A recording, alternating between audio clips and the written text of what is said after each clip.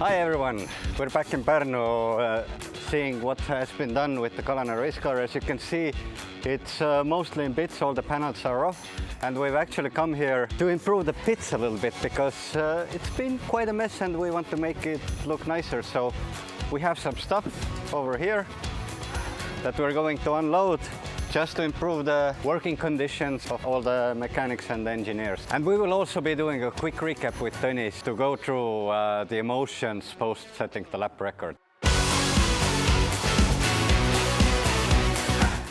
Tõnis, by now most of Kalana Racecar's fans have probably seen the lap record. What are your feelings? Lap record was, I think, in my opinion, quite easily obtained, but it's still very, very far from our end goal. And their end goal is? To drive under 1 minute on the Porsche Ring racetrack. You did several laps below 1 minute and 10 seconds.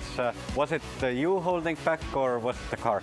I just wanted to never drive over 2.5 Gs in the corners, just to keep the loads even on the car so nothing would break. And because at that point we still hadn't received strain gauges for the push rods, so we made a deliberate action just not to go any faster. You mentioned 2.5 Gs. Can you give some indication what will those 10 seconds mean in terms of preparation for the car?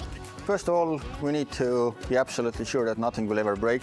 We need to make some improvements to the brake feel, also some electronic settings. The car is equipped with automatic throttle blip, which means that whenever I'm braking, the car will automatically blip the throttle for me. But right now the setting can be improved. I think basically I'm not able to brake as fast as I'd like because of this setting. But this is relatively an easy fix. The car, did it hold in one piece? Was everything okay? Yes and no. For the second race we had some trouble with fuel pressure dropping. I also cancelled the race two laps before the finish.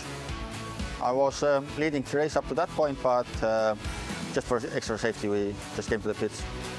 For the next 2 weeks, we'll definitely have some aerodynamics testing on airfield, just to double check if all our aerodynamics results are the same as in the simulation.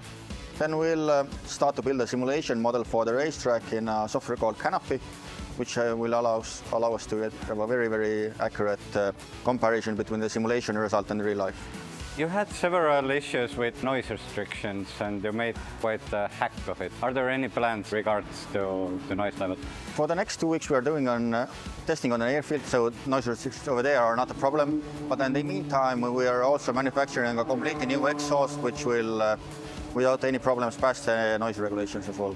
Before doing that we cannot test on this racetrack anymore.